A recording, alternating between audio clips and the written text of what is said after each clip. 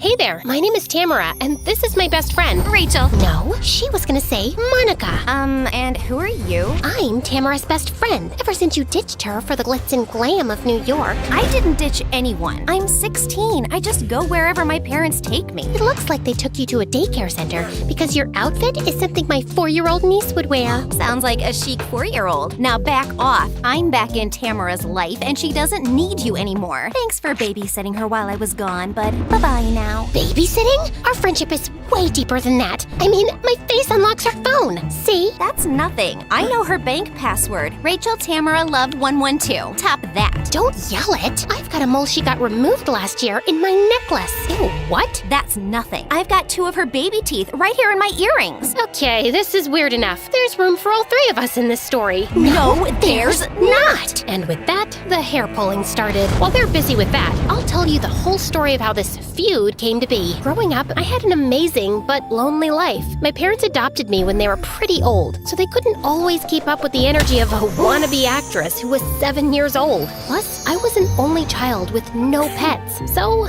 I grew up lonelier than a penguin in the desert. All my performances were long monologues without an audience. Then, I became friends with my classmate Rachel, and everything changed. We'd experiment with makeup and ridiculous fashion, go swimming in the lake, and have spontaneous karaoke and dance sessions. She even practiced acting with me. I dreamed of being a Hollywood star, and she dreamed of designing my costumes and dresses. Rachel and I were inseparable, and I finally felt like a normal kid. But my world turned upside down on my 13th birthday when Rachel's mom announced that her entire family was moving to New York City. Rachel threw a fit. You can't drag me away from Tamara. Yeah, and who's gonna French braid my hair and tell me that having mismatched socks isn't cute anymore? Rachel's mom's decision was final, and no matter how much we complained and cried, they left soon after. Our new lives away from each other were horrible. Rachel hated it there. She thought all New Yorkers were snobby and boring. For my part, I was all alone. Again, one day, while I was eating alone at lunch, wondering what exactly salami was, when this new girl Monica showed up. Why are you looking at your sandwich like that? I'm trying to figure out what salami is. I was doing the same thing with my bologna. Maybe we can get to the bottom of those mysteries together? Monica smiled and sat next to me, and just like that, we were fast friends. As I got to know her, I learned that she was really shy and was also an only child like me. We soon became inseparable too. Rachel and I still talked on the phone, but apparently she was getting used to her new life in the city. I accidentally stepped on a rat in the subway and then fell, and the cutest guy came and helped me up. And now we're in a band together. I think I'm in love. Wait, you slipped on a rat? From then on, it was like she didn't need me anymore, and we started drifting away. Then, 3 years later, while Monica and I were crying over our new favorite tween drama, Summer Wishes, Rachel called me sobbing because her boyfriend dumped her. Everyone here is horrible. I just want to come back to Arizona. I ended up speaking to Rachel for an hour to calm her down, and Monica felt left out. That's when their rivalry began. It got even worse when Rachel's aunt and uncle let her move in with them back in Arizona. Of course, I was so happy she had returned home.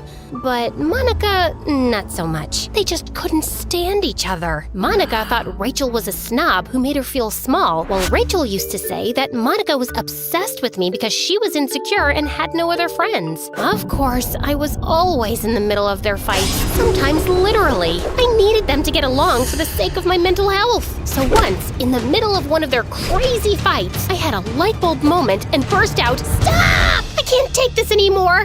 I'm sick!" Sick? Yeah, like really sick. Are you okay? Is it serious? Just like a pro actress, I started to improvise, even shedding a tear or two. I have a really strange skin condition. Normally, with a lot of makeup and skin creams, I manage to hide it. But when stress hits, it goes into full-out freak mode. So, unless you want me to transform into a human blowfish, can you two stop fighting all the time? Oh my god, I didn't have any idea. What is the name of your condition? Stresszilla skin syndrome? Why didn't you tell us before? It's a weird thing to have. I didn't want to be left out because of it. Then I turned on the waterworks. We'll never do that. We love you no matter what. She's right, and we'll stop fighting, we swear. They both hugged me, crying too. I want to thank the Academy.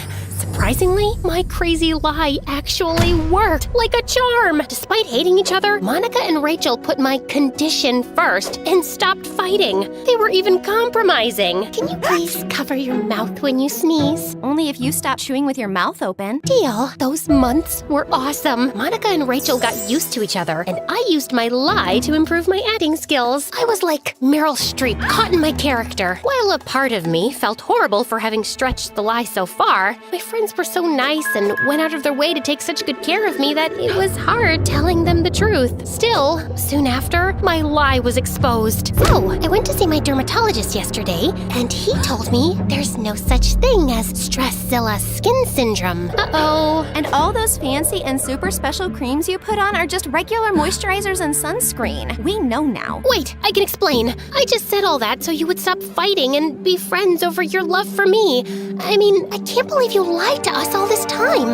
You just did it for attention. You had us waiting on you hand and foot. Yeah, it's kind of disgusting that you made up a disease to manipulate us. This is very upsetting. I need to go shopping to deal. I'll join you. And with that, the two of them left me behind. I felt really embarrassed and sad. They were right. I cried myself to sleep. But the next day, I tried to make things work again. Monica and Rachel were in the hallway, laughing and joking. Maybe I could convince them that I wasn't so wrong. After all, my little lie brought them together. Hey guys, cute outfits. But they just ignored me and walked down the hallway towards Trevor, the it boy of the school. Every girl in our class, including Monica and Rachel, was crazy about him. I wasn't at all. In fact, he was my archenemy because just like me, he wanted to make it in Hollywood. We always fought for the lead roles in school plays. He was really good looking, but really dumb and not as talented as me. So he kind of resented me. That's why, when he saw the opportunity, he made a move to steal my friends from me. You girls are looking super stylish. Rachel has great taste. New York must have rubbed off on her. Aw, stop. You're the one with the amazing fashion sense. Suddenly, the two of them were BFFs, and they had completely forgotten about me. I felt so rejected and alone. One day, I heard Monica, Rachel, and Trevor mention my name in gym class. I hid behind the wall, eavesdropping. She is so pathetic. Yeah, no one likes her. She can't even act. I'm way better. Totally. Oh, way better. I couldn't believe they were laughing at me. And whenever I walked past the trio, I was ignored. I wasn't only sad anymore, I was also really pissed. And I wanted my friends back. At lunch, I watched Trevor gulping down a Slurpee. His love for that sugary drink seemed like the perfect revenge. The next day in class, I spied on Trevor's phone passcode, and I asked him if he wanted to finish my Slurpee. 20 minutes later, he was running desperately to the bathroom.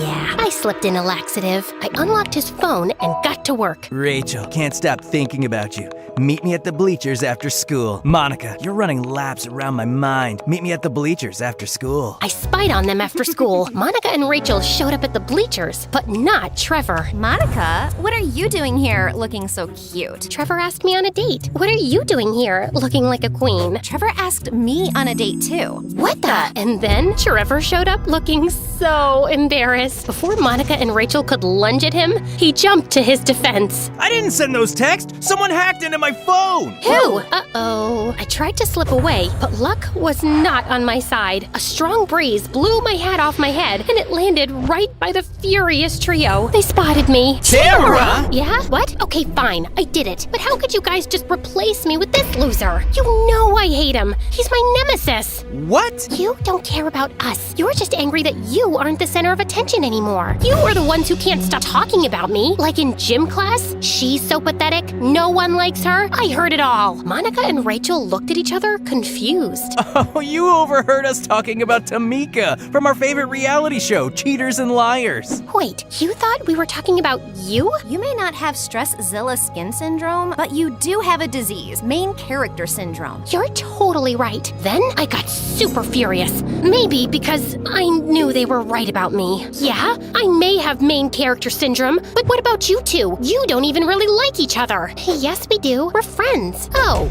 is that right? So you didn't say that Rachel was a snob who thinks she's better than everyone, but is really a drama queen with a superiority complex? What? You said that?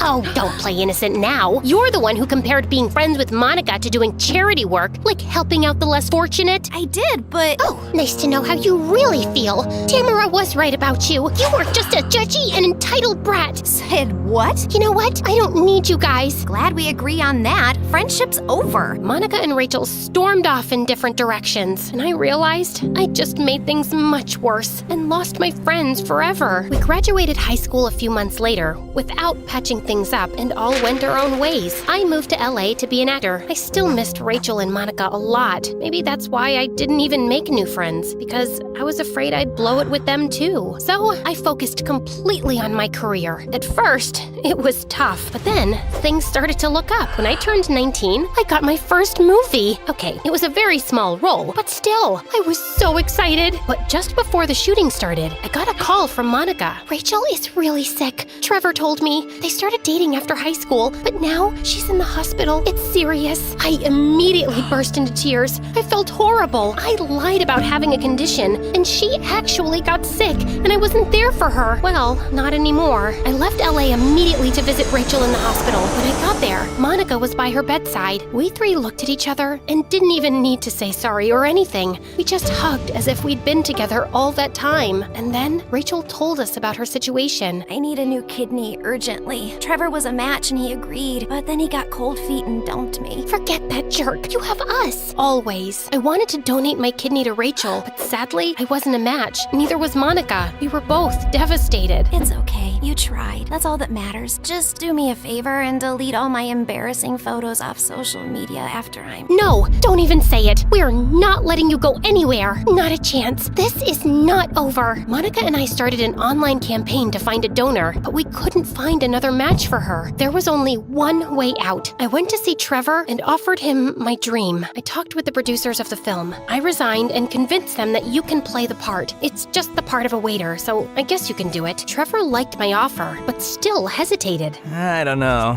My kidney is worth way more than a small part. I want to play superheroes and things like that. I did my best not to break his face. Maybe this is your big break. I mean, when the producers see you, they'll be like, that's a rough in the diamond. I mean, a diamond in the rough.